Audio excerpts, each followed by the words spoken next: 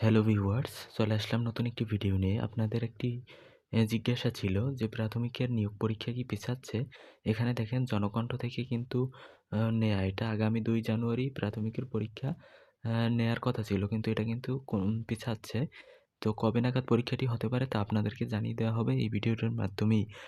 আমি কিন্তু বলেছিলাম যে সকল আপডেট পেতে হলে আমাদের চ্যানেলের সাথে থাকুন এবং এর আগেও কিন্তু আমি একটি ভিডিও করেছিলাম যে পেছানোর কোনো সম্ভাবনা নাই।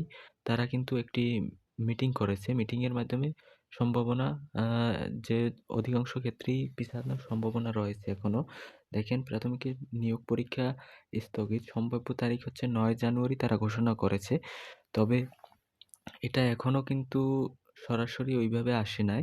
তো আপনারা যারা প্রস্তুতি নিতেছেন, আপনারা প্রস্তুতি নিতে থাকেন। পরীক্ষা আজ হোক কাল হোক হবে। হয়তোবা ১ দিন পরে, হয়তোবা ১ দিন আগে।